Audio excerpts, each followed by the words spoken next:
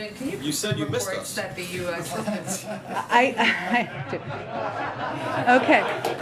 I know it may be that people. It felt like a never-ending, endless time in my basement, quarantining away from my family. Believe it or not, I missed you all a lot. And my focus. Broadly speaking, is it the policy of this White House to allow staffers to have discussions, even if indirectly, with institutions that impact and affect their jobs and your job here? Well, it is the policy of this White House to ensure that anyone who is having conversations about future employment does so through consultation with the White House counsel's office and ensuring they abide by any ethics and legal requirements. And those are conversations that I have taken very seriously and abided by. Putin's invasion of Ukraine for not just higher gas prices but also higher food prices. Inflation was at 7.4% in January before the invasion. In February, it went up to 7.9%. Putin didn't invade until the 24th. So March is really going to show the impact of the invasion. And that report doesn't even come out until April 12th. So how are people supposed to believe the Putin price hike is to blame for food prices going up when the timeline doesn't add up? Piece on the availability of food, we know that different markets around the world are impacted by the lack of production in Ukraine and because of the war, and we know that that could impact global food prices. It hasn't happened yet. This is the first time we've heard the president blame Putin for higher food prices. I think what the president's looking at is what the impact has been in a lot of areas that are leading to price increases on people's pocketbooks, and where. Is it ethical for you to continue conducting this job while negotiating with a media outlet? Well, I have always gone over and above the stringent ethical and legal requirements of the Biden administration, and I take that very seriously. And as a standard for every employee of the White House, I have received rigorous ethics counseling, including as it relates to any future employment. I've complied with all ethics requirements and gone beyond and taken steps to recuse myself from decisions as appropriate.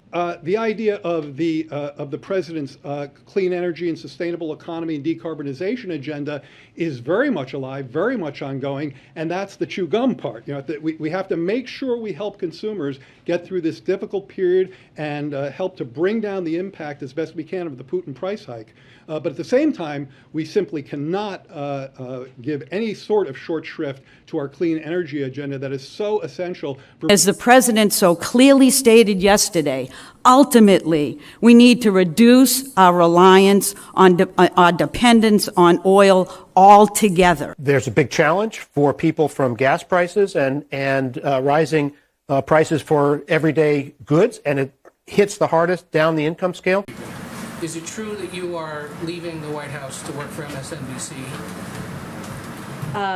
Well, you can't get rid of me yet, Ed. I have nothing to confirm about my length of public service or planned service or anything about consideration about next plans. I'm very happy to be standing with all of you here. Every day continues to be speaking on behalf of the president, answering your questions, as tough as they may be at many times, as difficult as they may be to answer at many times. And the reports, which have now been confirmed by multiple media outlets, how can you continue to be an effective briefer if you do in fact have plans to join a media outlet?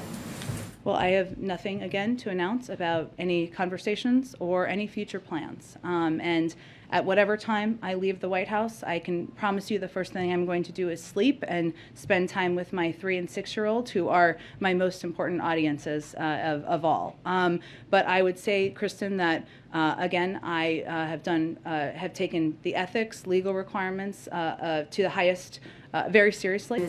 How is it ethical to have these conversations with media outlets while you continue to have a job standing behind that podium?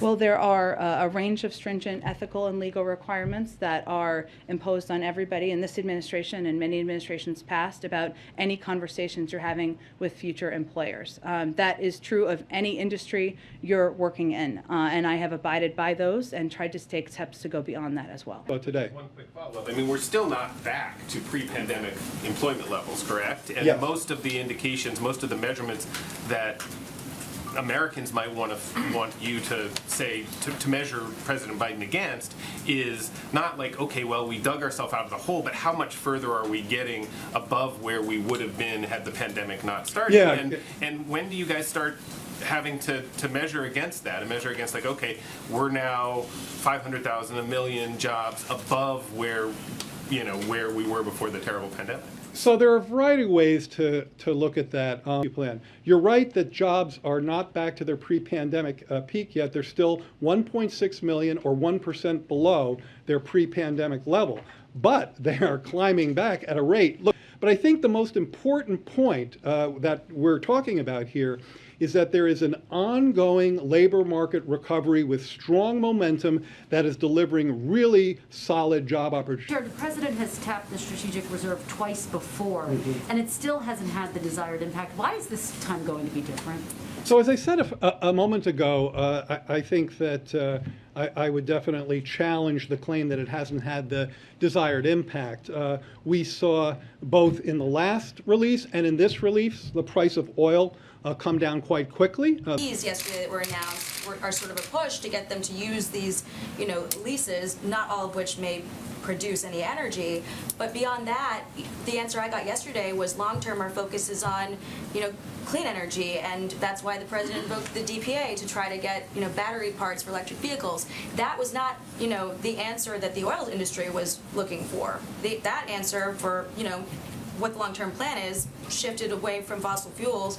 So how are they going to ramp up production, and why can you say that prices are going to be cheaper in the future where it doesn't seem like there are any friendlier energy policies? At the pump, and as I suggested, that's a time-limited function. The president called it a bridge. You're sort of saying a bridge to what?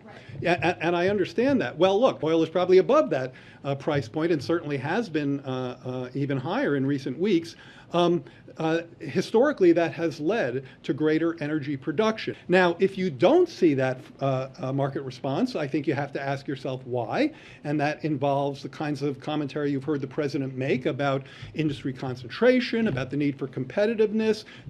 It's not sending the signal to lenders that this is a safe place for investment, that, this administration is saying plainly we want to increase domestic production. That's the sort of language they're looking for. So I don't really agree with that framing in the following sense. I think by lenders, I'm thinking of investors. Investors in that sector have been doing quite well.